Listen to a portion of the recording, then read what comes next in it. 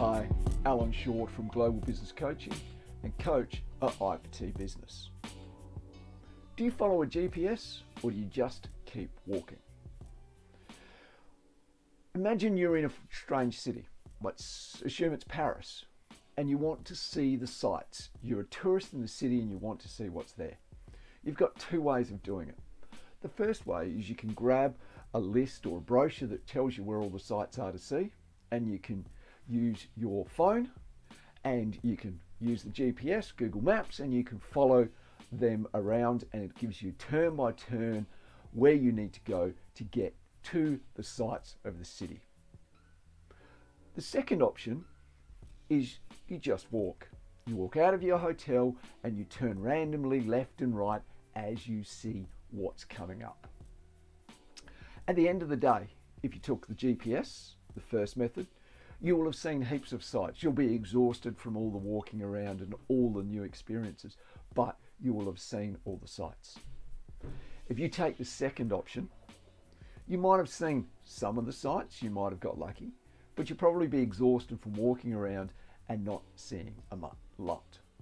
Now that's exactly what we do with our businesses. Do we have a goal, a GPS destination that we're aiming for, or do we just turn up to work every day and walk around? So what do the statistics say? LinkedIn has done some research, and 18% extra productivity you can get for your team if they had a productivity goal. Dr. Matthews from the University in California, her research has shown that 42% improvement in achieving a goal if you've written it down, if you put it on paper. Clutch in their report found that only 15% of businesses are having a plan. So if you've got a plan, you're among the unique and top end of the businesses. And it doesn't have to be a complicated plan, and we'll get to that in a moment. Signature Analytics found that if you make yourself accountable, you significantly increase your chances of achieving your plan. Now, if you want to achieve your plan, you can either socially say what you're going to do, which increases your chance of achieving it by about 65%, or have an accountability partner. So if you do have an accountability partner, it's almost 95% sure that you're going to deliver on the goals that you've got. So statistics are fantastic, but what does that mean for you? So here is what I recommend you do. First is don't get caught up with all the corporate jargon that you see about having your goals. Your goals need to be really specific and practical for you. They don't have to be convoluted. They don't have to be these highfalutin big word goals. They can be really specific, and really we recommend using the SMART technique. So let's pick an example. Say your goal with your business is to increase your sales to $50,000 a month within the next 3 months. Now they need to be specific. $50,000 in the next 3 months is specific. It needs to be measurable. You can measure your sales. It's going to be really easy to do that. It needs to be attainable. If you're currently and have been for the past few months only doing $10,000 of sales, it's going to be hard to get to 50. But if you're doing 40 now, you can get to 50. It needs to be relevant. If you're running a business, sales is a relevant measure. And it needs to be time-based. It's no good saying, I want to do $50,000 sales sometime in the future. That doesn't give you a deadline.